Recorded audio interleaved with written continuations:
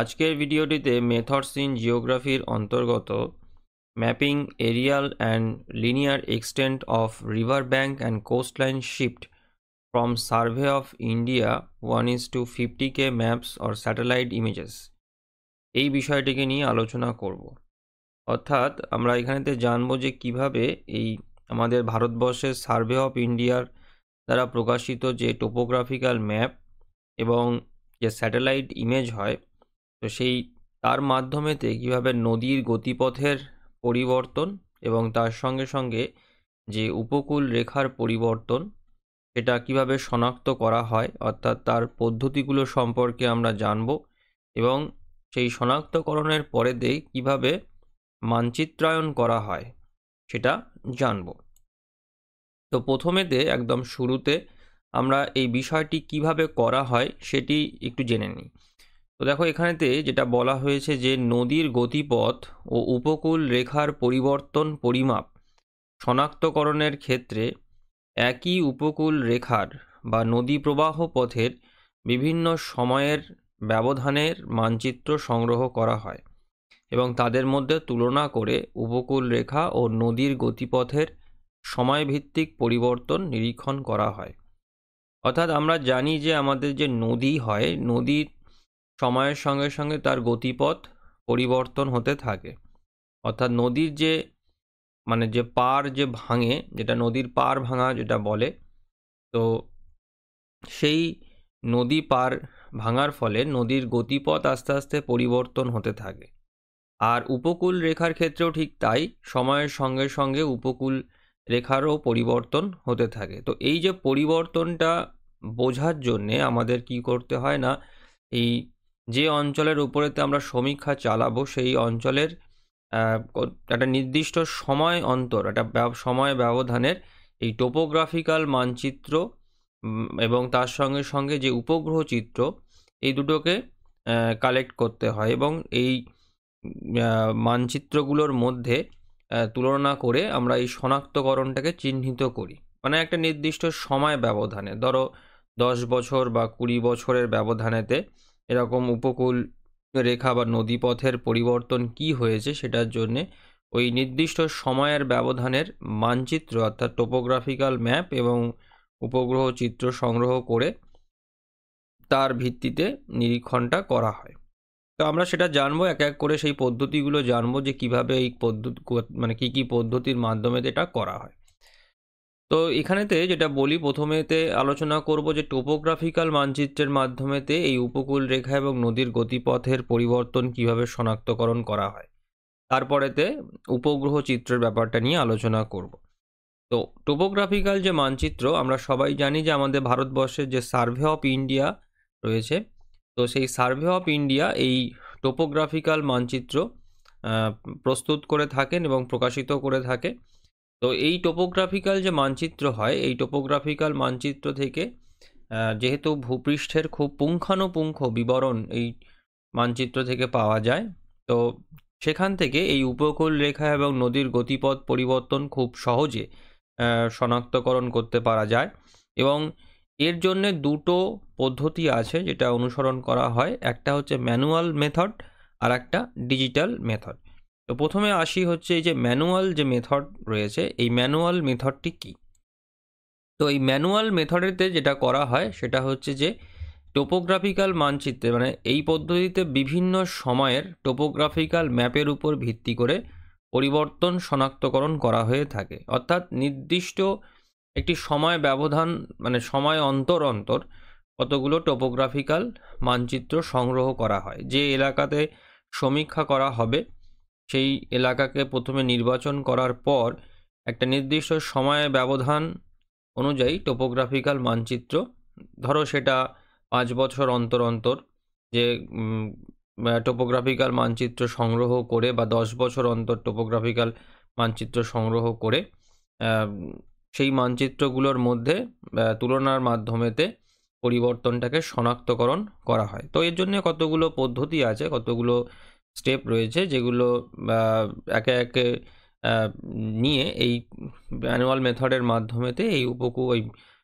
নদীপথের পরিবর্তনটিকে শনাক্তকরণ করা হয়ে থাকে। তো এবারেতে আমরা সেই পদ্ধতি বা ধাপগুলো সম্পর্কে দেখি। তো প্রথমে দেখো মানচিত্র সংগ্রহ করতে হবে, অর্থাৎ যে অঞ্চলের উপরেতে আমি সমীক্ষা চালাবো, সার্ভেটা করব, সেই অঞ্চলের টোপোগ্রাফিক্যাল ম্যাপ সংগ্রহ করতে হবে এবং অবশ্যই সেটা 1:50 অর্থাৎ সেই টোপোগ্রাফিক্যাল মানচিত্রের যে RF বা স্কেল হবে সেটা হচ্ছে 1:50,000 বা 50K হতে হবে এবং অবশ্যই সেটা তো সার্ভে অফ ইন্ডিয়া দ্বারা প্রকাশিত হতে হবে। তো প্রথমে মানচিত্র সংগ্রহ করতে হবে বিভিন্ন সময়ের ব্যবধান অনুযায়ী। মানে একটা জিনিস এখানে বলে রাখি, দেখো অঞ্চলটা একটি নির্দিষ্ট অঞ্চল হবে, অঞ্চলটার কিন্তু কোনো পরিবর্তন হবে না, কিন্তু ওই অঞ্চলের যে টোপোগ্রাফিক্যাল মানচিত্র সেইটা একটা নির্দিষ্ট সময় অন্তর অন্তর বেশ কতগুলো মানচিত্রকে জোগাড় করতে হবে। তো না হলে হবে না, মানে মানে সেটা 5 বছর 10 বছর অন্তর অন্তর এরকম মানচিত্র তোমাকে মানে জোগাড় করে তবে সেই মানচিত্রের মাধ্যমেতে তুলনার মাধ্যমেতে আমাকে দেখতে হবে, নাহলে আমি কিন্তু পরিবর্তনটা বুঝতেই পারবো না। তো মানচিত্র সংগ্রহের পরে যেটা করা হয়, দ্বিতীয় যে স্টেপটা সেটা হচ্ছে মানচিত্রের তুলনা, অর্থাৎ আমি মানচিত্রগুলোকে সংগ্রহ করে নিলাম, সংগ্রহ করে নেওয়ার পরে এবার মানচিত্রগুলোকে তুলনা করতে হবে। তো দেখো প্রথমে হচ্ছে স্কেলের সমন্বয় করতে হবে। তো এক্ষেত্রে কি করা হয় যে মানচিত্র তুলনার ক্ষেত্রে মানচিত্রগুলির স্কেল এক হওয়া জরুরি।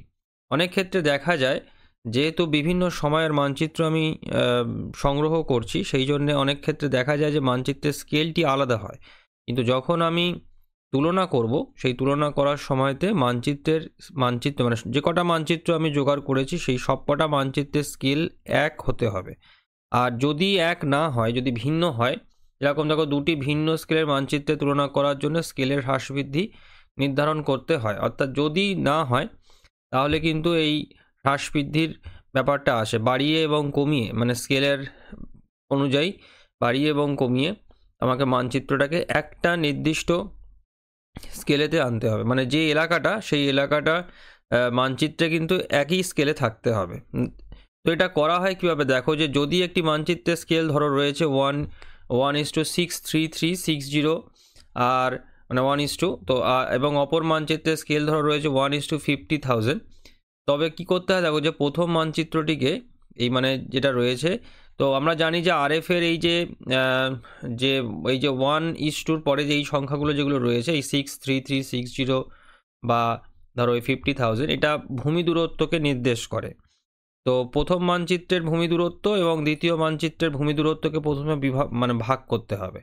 তো ভাগ করার পরেতে যে সংখ্যাটা আমি পাবো সেইটাকে আমাকে কি করতে হবে, গুণ করতে হবে। গুণ করতে হবে কত দিয়ে, মানে পার্সেন্টেজ, মানে কত পার্সেন্ট আমি ছোট করব বা কত পার্সেন্ট আমি বৃদ্ধি করব, সেটার জন্য আমাকে যে সেটাকে আমাকে পার্সেন্টেজে ক্যালকুলেট করে বার করতে হবে। তো সিম্পলি 100 দিয়ে গুণ যদি আমি করি তাহলে এটা পার্সেন্টেজে বেড়ে যাবে। তো এখানেতে যে উদাহরণটা দেওয়া আছে দেখো যে একটা মানচিত্রের স্কেল আছে 1:63360 ইঞ্চি, আর একটা মানচিত্রের স্কেল হচ্ছে 1:50,000। তাহলে দুটো মানচিত্রকে একই স্কেলে আনতে গেলে কি করতে হবে, কোনোটাকে বাড়াতে বা কমাতে হবে। তো সেটা কতটা বাড়াবো বা কমাবো, তাহলে কি করতে হবে, দেখো প্রথম যে মানচিত্রটা সেই মানচিত্রটাকে বৃদ্ধি করতে হবে। তো প্রথম মানচিত্রের বৃদ্ধি করার জন্য দেখো প্রথম মানচিত্রের যে ভূমি দূরত্ব আছে RF এর, সেইটাকে দ্বিতীয় মানচিত্রে ভূমি দূরত্বে ভাগ করা হয়েছে, ভাগ করলে দেখো 1.2672 গুণ এটাকে বড় করতে হবে প্রথম মানচিত্রকে, কিন্তু এটা পার্সেন্টেজে ক্যালকুলেট করতে গেলে সিম্পলি 100 দিয়ে ইন্টু করে দিলে দেখো 100 মানে 126.72% বৃদ্ধি করতে হবে। যদি এটা করা হয় তবে হচ্ছে এই দুটো মানচিত্র স্কেল একই হবে এবং মানচিত্রের যে এলাকাটা তার যে আয়তনটা সেটা কিন্তু একই হবে। তো এইভাবে কিন্তু স্কেলের সমন্বয় করা হয়, করে এই দুটো বা মানে যে মানে ভিন্ন স্কেলের মানচিত্রগুলোকে একটা স্কেলেতে নিয়ে আসা হয়ে থাকে।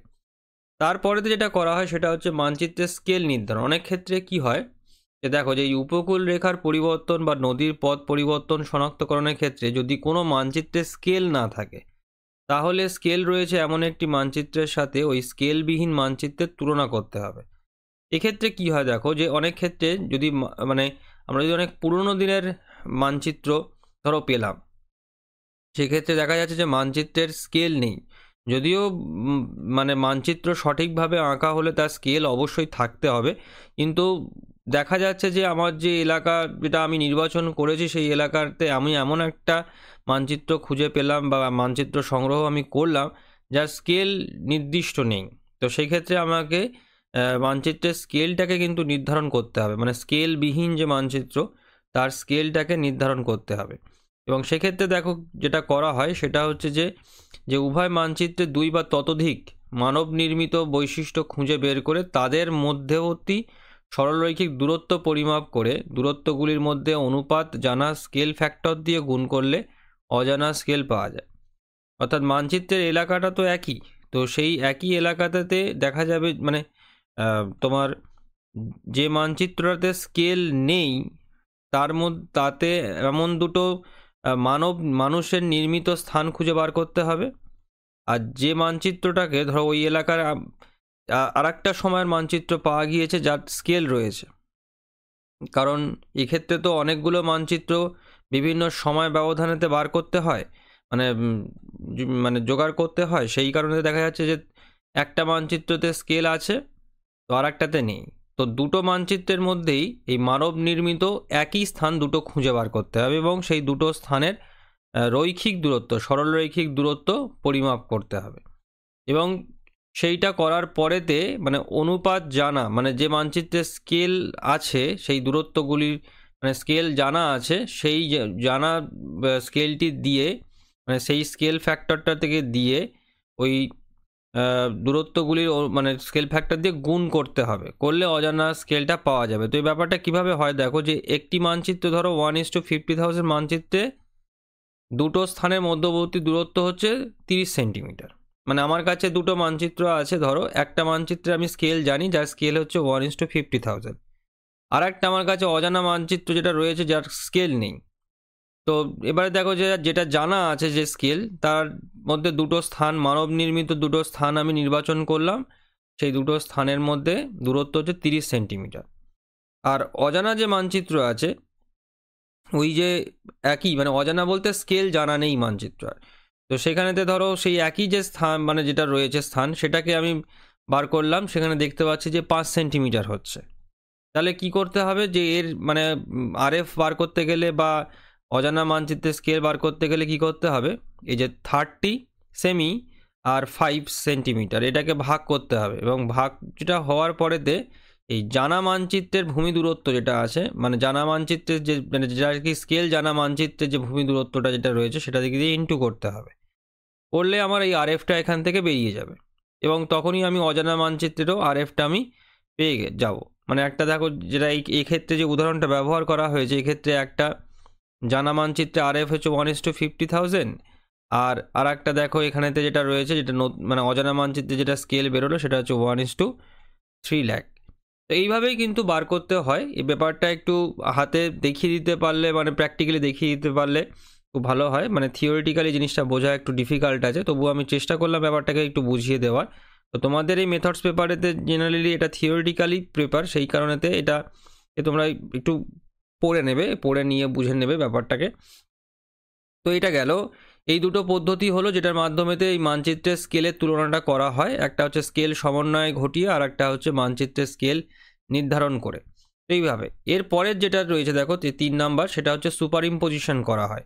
এক্ষেত্রে কি হয়, এই পর্যায়ে দুটি মানচিত্রের উপকূল রেখা বা নদীর গতিপথ স্ট্রেসিং কাগজেতে তুলতে হয়। আর স্ট্রেসিং কাগজেতে মানচিত্রের দুটি সুপার ইম্পোজ করা হয় এবং পরিবর্তন শনাক্তকরণ করা হয়। তো এখানে দেখো যে ব্যাপারটা করা হয়, এটা ধরো একটা কোনো স্থান রয়েছে, ধরো যে স্থানটা ধরো আমি নাম দিলাম হচ্ছে গিয়ে এক্স।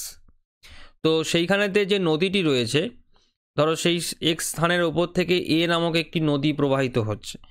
তো এবারেতে এই যে এ নামক যে নদীটি রয়েছে, ধরো আজকের এখন তো 2025 সাল, আমি ধরো আজ থেকে আরও কিছু পিছনের সময়তে আমি ধরো গেলাম, সেই ধরো আমি 25 বছর পিছনে গেলাম, ধরো 2000 সাল। তো 2000 সালেতে নদীটির যে মানে ওই এক্স নামক স্থানের উপর থেকে যে এ নদীটি প্রবাহিত হচ্ছে তার একটি টোপোগ্রাফিক্যাল ম্যাপ আমি সংগ্রহ করলাম 2000 সালে, যেটি ওই এলাকার উপরে পাবলিশ হয়ে বেরিয়েছিল। আর কারেন্ট এই 2025 সালেতে আমি ওই স্থানের টোপোগ্রাফিক্যাল মানচিত্র সংগ্রহ করলাম ওই একই জায়গাতে একই নদীর। এবার আমার কাছে দুটো দুটো জায়গা মানে ম্যাপ হয়ে গেল। এবং সেখানেতে আমি কি করব, প্রথমেতে 2000 সালের যে ম্যাপটা আমার কাছে রয়েছে, সেই 2000 সালেতে ওই নদীটি, যে নামক যে নদীটি প্রবাহিত হচ্ছিল, তা সেই অঞ্চলটার সেই নদীটাকে আমি স্ট্রেসিং কাগজের উপরে তুলব, মানে ছাপ তোলা যে কাগজ, যে স্ট্রেসিং কাগজ হয় তার উপরে তুললাম।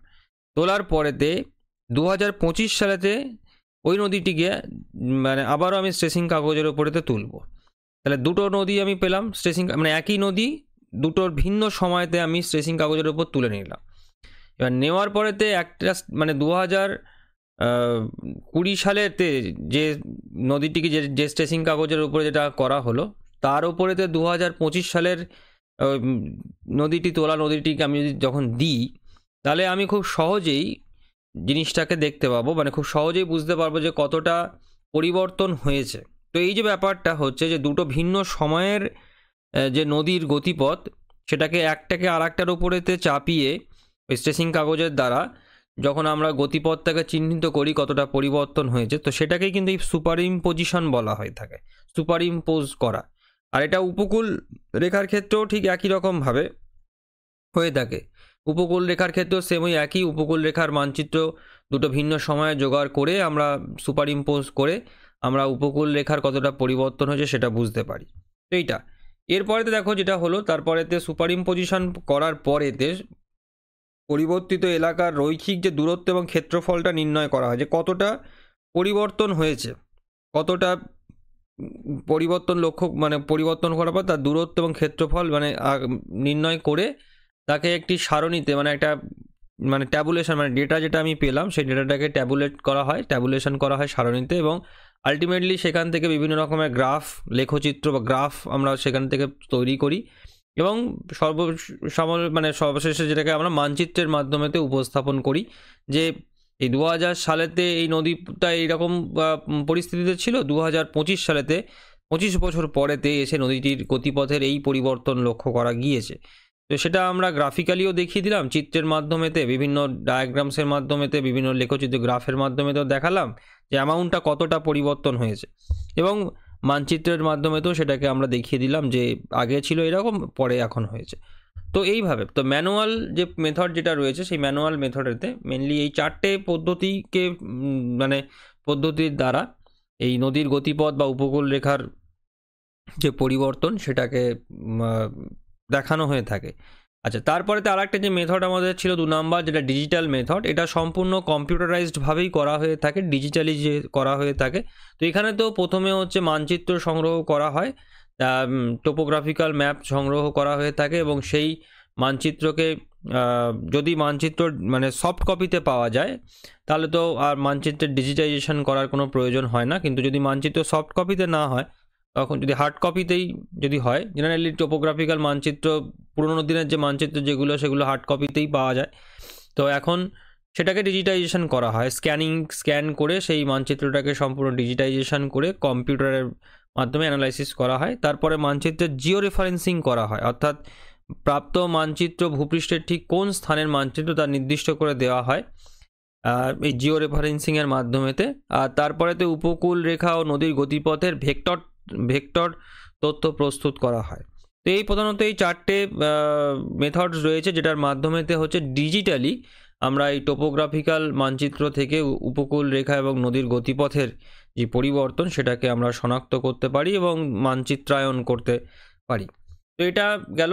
এরপরেতে যে দ্বিতীয় যেটা ছিল আমাদের, সেটা হচ্ছে যে উপগ্রহ চিত্র, যে স্যাটেলাইট ইমেজারি দ্বারা এই উপকূল রেখা এবং নদীর গতিপথ পরিবর্তন কিভাবে চিহ্নিত করা হয়। তো এক্ষেত্রেও সেই একই রকমই মেথড হয়, তবে এটা এই উপগ্রহ চিত্রের মাধ্যমে যেটা করা হয়, এটা ম্যানুয়ালি ব্যাপারটা করা হয় না, এটা বিভিন্ন সফটওয়্যারেতে ফেলে কম্পিউটারাইজড পদ্ধতির দ্বারাই এই ব্যাপারটাকে করা হয়ে থাকে, এবং মানে আরও ভালোভাবে এটা মানে করা হয় এই সফটওয়্যারগুলোর মাধ্যমে। তো যাই হোক, তো প্রথমেতে এটা কী হয় না, এই উপগ্রহ চিত্র সংগ্রহ করতে হয় ফার্স্টেতেই। তো এক্ষেত্রে এই ল্যান্ডস্যাট, সেন্টিনেল স্পট বা IRS যে উপগ্রহ যে চিত্রগুলো, যে হাই রেজলিউশন, যে উচ্চ স্থানিক বিবেদনযুক্ত যে উপগ্রহ চিত্র, মানে হাই রেজলিউশনের উপগ্রহ চিত্রগুলোকে সংগ্রহ করা হয়। তারপরেতে কি করা হয় না, এই ভূমির উচ্চতা ও গভীরতার তথ্য প্রাপ্তির জন্য এই কার্টোস্যাট বা SRTM বা ASTR TER প্রভৃতি ডিজিটাল এলিভেশন মডেল যে ডেম, এই ডেম ব্যবহার করা হয়। ব্যবহার করে এই উপগ্রহ চিত্রের ভূমির উচ্চতা ও গভীরতার যে তথ্যটা সেটাকে সেটাকে নির্ণয় করা হয়ে থাকে। তারপরেতে দেখো যে দ্বিতীয় যে স্টেপটা যেটা রয়েছে সেটা হচ্ছে উপগ্রহ চিত্রের সংশোধন করা হয়। তো এই সংশোধনের ক্ষেত্রে 3টি আধুনিক পদ্ধতি আছে যেটা নেওয়া হয়। প্রথমটা হচ্ছে জিওমেট্রিক কারেকশন। এই পদ্ধতিতে উপগ্রহ চিত্রের জ্যামিতিক বিকৃতি দূর করা হয়ে থাকে। আর এক্ষেত্রে গ্রাউন্ড কন্ট্রোল পয়েন্ট বা GCP ব্যবহার করে উপগ্রহ চিত্রকে সঠিক ভৌগোলিক অবস্থানের সাথে মিলিয়ে নেওয়া হয়, যার ফলে উপগ্রহ চিত্রের প্রতিটি পিক্সেল সঠিক ভৌগোলিক অবস্থানেতে স্থাপিত হয়। তারপরে এতে আরেকটি পদ্ধতি নেওয়া হয়, সেটা হচ্ছে অর্থ রেকটিফিকেশন বলে। এই পদ্ধতিতে ভূমির উচ্চতার পার্থক্যজনিত বিকৃতি দূর করা হয়। আর এক্ষেত্রে এই যে ডিজিটাল এলিভেশন মডেল বা ডেম ব্যবহার করে উপগ্রহ চিত্রের মধ্যে ভূমির উচ্চতা সংক্রান্ত তথ্য যোগ করা হয়। আর আরেকটা রয়েছে যেটা হচ্ছে অটোমেটিক ফিচার্স ম্যাচিং। তো এটার ক্ষেত্রে কি হয় না, এক্ষেত্রে কম্পিউটারাইজ ভিশন অ্যালগোরিদমস ব্যবহার করে স্বয়ংক্রিয়ভাবে বৈশিষ্ট্য শনাক্তকরণ করা হয় ও ভূপৃষ্ঠস্থ বিভিন্ন বৈশিষ্ট্যগুলির মধ্যে সম্পর্ক স্থাপন করা হয়। আর এই পদ্ধতির দ্বারা সংশোধিত উপগ্রহ চিত্রকে সঠিক অ্যালাইনমেন্ট করা হয়, যা মোজাইকিং ও পরিবর্তন শনাক্তকরণে সাহায্য করে। তো এই 3টি মেনলি আধুনিক পদ্ধতি যেটা রয়েছে, যেটার মাধ্যমেতে উপগ্রহ চিত্রে যে সমস্ত ভুল বা বিকৃতি যেগুলো থাকে সেগুলোকে সম্পূর্ণরূপে দূর করা হয়, এবং যার ফলেতে এই উপগ্রহ চিত্রের মাধ্যমেতে খুব নিখুঁতভাবে এই উপকূল রেখা ও নদীর গতিপথ পরিবর্তন চিহ্নিত করতে পারা যায়। তারপরেতে দেখো সেই জিও রেফারেন্সিং করা হয়। এক্ষেত্রে বিভিন্ন সময়ে যে উপগ্রহ চিত্রকে একই কোঅর্ডিনেট সিস্টেমেতে অন্তর্ভুক্ত করা হয়। আচ্ছা, এখানে তো বলে রাখি, দেখো এই টোপোগ্রাফিক্যাল মানচিত্রেতেও যেরকম বিভিন্ন সময়ের যে চিত্র সংগ্রহ করা হয়, ঠিক তেমনই উপগ্রহ চিত্রের ক্ষেত্রে স্যাটেলাইট ইমেজারির ক্ষেত্রেও ঠিক একই রকমভাবে বিভিন্ন সময় ব্যবধানে হচ্ছে উপগ্রহ চিত্রকে সংগ্রহ করা হয়, এবং সবকটা উপগ্রহ চিত্রকে একই কোঅর্ডিনেট সিস্টেমেতে অন্তর্ভুক্ত করা হয়, যেটা এই জিও রেফারেন্সিংয়ের মাধ্যমেতে করা হয়ে থাকে। তারপরেতে যেটা করা হয় সেটা হচ্ছে যে ল্যান্ড ইউজ এবং ল্যান্ড কভার ম্যাপ প্রস্তুত করা হয়। এক্ষেত্রে প্রাপ্ত উপগ্রহ চিত্রের বিশেষ করে যে ফলস কালার কম্পোজিট বা FCC প্রস্তুত করে সুপার ইম্পোজড ক্লাসিফিকেশন পদ্ধতির মাধ্যমেতে এই ভূমি ব্যবহার ও ভূমির আস্তরণ মানচিত্র অর্থাৎ ল্যান্ড ইউজ এবং ল্যান্ড কভার ম্যাপ প্রস্তুত করে উপকূল অঞ্চলের ভূমির ব্যবহার ও নদীর গতিপথ পরিবর্তন চিহ্নিত করা হয়ে থাকে। অর্থাৎ যে অঞ্চলকে নির্বাচন করা হয় পরীক্ষার জন্যে, সেই অঞ্চলের যে ভূমি ব্যবহার এবং ল্যান্ড ইউজ এবং ল্যান্ড ইউজ কভার যেটা রয়েছে সেটাকে চিহ্নিত করা হয়। এক্ষেত্রে ফলস কালার ব্যবহার করা হয়ে থাকে। FCC ছদ্ম রঙেতে তোলা উপগ্রহ চিত্রকে এক্ষেত্রে কাজে লাগানো হয়, যাতে আরও ভালোভাবে ব্যাপারটাকে আইডেন্টিফাই করা যায়। তারপরে ভেক্টর ডিজিটাইজেশন বলে একটা পদ্ধতি আছে, সেটা ব্যবহার করা হয়। সেক্ষেত্রেও দেখো যে ফলস কালার কম্পোজিট তথা রাস্টার ডেটা থেকে উপকূল রেখা ও নদীর পথ চিহ্নিতকরণ ক্ষেত্রে লাইন ভেক্টর এলিমেন্ট ব্যবহার করে প্রকৃত অবস্থানের একটি মসৃণ রেখা দ্বারা চিহ্নিত করা হয়। তো এটা কম্পিউটারের মাধ্যমেতে করা হয়। এইটাকে সম্পূর্ণ সফটওয়্যারেতে ফেলে বিভিন্ন GIS সফটওয়্যার রয়েছে, যে সমস্ত সফটওয়্যারের মাধ্যমেতে এগুলোকে করা হয়, যেটা তারপরে দেখো এই যে উপকূল রেখার চিহ্নিতকরণের ক্ষেত্রে এজ ডিটেকশন অ্যালগোরিদমস ব্যবহার করা হয়ে থাকে। তো এটাও অত্যাধুনিক সফটওয়্যারের মাধ্যমেতে এই এজ ডিটেকশন অ্যালগোরিদম ব্যবহার করে উপকূল রেখার সীমানা শনাক্তকরণ করা হয়। অর্থাৎ এতে কি হয়, একদম নিখুঁতভাবে এই নদীর গতিপথ বা উপকূল রেখার পরিবর্তনকে শনাক্তকরণ করতে পারা যায়। যেহেতু কম্পিউটারের মাধ্যমেতে করা হচ্ছে, ম্যানুয়ালি যেহেতু করা হচ্ছে না, সেই কারণেতে এটা আরও বেশি নিখুঁতভাবে এর পরিবর্তন, খুবই সূক্ষ্ম একটা পরিবর্তনও কিন্তু এই এজ ডিটেকশন অ্যালগোরিদমসের মাধ্যমেতে ধরা পড়ে। তারপরে আরেকটা জিনিস করা হয়, সেটা হচ্ছে নর্মালাইজ ডিফারেন্স ভেজিটেশন ইন্ডেক্স বলে একটা বিষয় রয়েছে, যেটা NDVI নির্ণয় করা হয়। এক্ষেত্রে দেখো যে নদী তীরবর্তী গাছপালার যে স্বাস্থ্যের পরিবর্তনগুলি মূল্যায়ন করে নদীর ক্ষয় ও পারিপার্শ্বিক পরিবেশগত পরিবর্তন নির্ধারণ করা হয়। আর এই উপগ্রহ চিত্রের ক্ষেত্রে কি হয়, যে রেড ব্যান্ড এবং নিয়ার ইনফ্রারেড ব্যান্ডকে ব্যবহার করে NDVI নির্ধারণ করা হয়ে থাকে। অর্থাৎ যে অঞ্চলে সমীক্ষা চালানো হচ্ছে সেই অঞ্চলের যে গাছপালার পরিবর্তন কতটা হয়েছে একটা নির্দিষ্ট সময় ব্যবধানেতে, যেটাকে এই এনডিভিআই নির্ণয় করা বলে, সেই পরিবর্তন মানে সেই ইন্ডেক্সটাকে নির্ণয় করে বোঝার চেষ্টা করা হয় যে উপকূল রেখার পরিবর্তন বা নদীর গতিপথের পরিবর্তন কতটা হয়েছে। আর তারপরে দেখো থ্রেশহোল্ডিং বলে একটা বিষয় রয়েছে, যেটা করা হয় এক্ষেত্রে দেখো যে ভূমি ও জলের যে পিক্সেলের মধ্যে পার্থক্য নির্ধারণ করার জন্য পিক্সেলের রঙের উপর ভিত্তি করে থ্রেশহোল্ড প্রয়োগ করা হয়।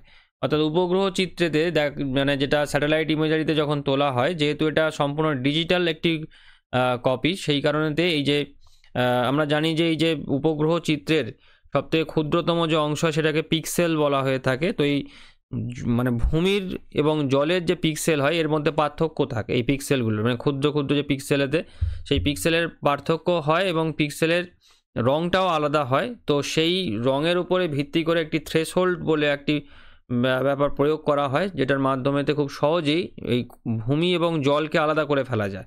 খুব সহজেই যে কোনটা ভূমি এবং কোনটা জল সেটাকে আলাদা করে ফেলা যায়। তো এটার মাধ্যমে তো এই উপকূল রেখা মানে এই পদ্ধতিটাও এই উপকূল রেখা এবং নদীর গতিপথ পরিবর্তনেতে ব্যবহার করা হয়ে থাকে। আর সব শেষে যেটা করা হয় যেটা হচ্ছে দেখো যে পরিবর্তন শনাক্তকরণ বিশ্লেষণ, অর্থাৎ জিআইএস সফটওয়্যার ব্যবহার করে উপকূল রেখা ও নদীর পথ পরিবর্তন শনাক্তকরণ করা হয় এবং পরিমাপ করা হয়। সব শেষে সমস্ত পদ্ধতিগুলো এক এক করে প্রয়োগ করার পরেতে আলটিমেটলি যখন রেজাল্টটা হাতে চলে আসে, সেই রেজাল্টের মাধ্যমেতে সবার প্রথমেতেই উপকূল রেখা এবং নদীর গতিপথের যে পরিবর্তন সেই পরিবর্তনটা প্রথমে শনাক্তকরণ করা হয়, পরিমাপ করা হয় এবং তারপরেতে মানচিত্রায়নের যে ব্যাপারগুলো থাকে সেইগুলো করা হয়ে থাকে।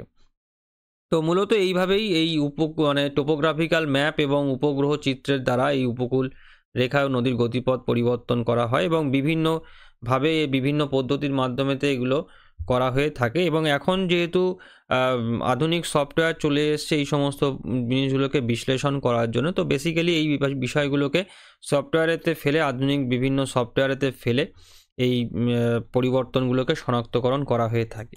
আর সবশেষে যেটা বলবো সেটা হচ্ছে যে এই যে বিভিন্ন রকম ভৌগোলিক গবেষণার ক্ষেত্রে নদীর এই যে গতিপথ ও উপকূল রেখার যে পরিবর্তন এর শনাক্তকরণ একটা গুরুত্বপূর্ণ বিষয়।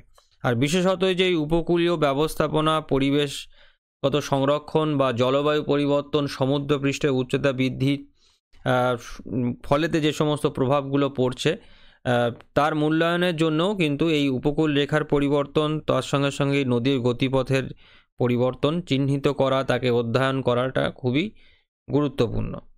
তো এটাই কিন্তু এই এই এই সমগ্র বিষয়টার একদম শেষে বলা যেতে পারে যে এর গুরুত্বটা কি। তো আজকের ভিডিওটি আমি এখানেতেই শেষ করলাম। সবাই ভালো থেকো। Thank you.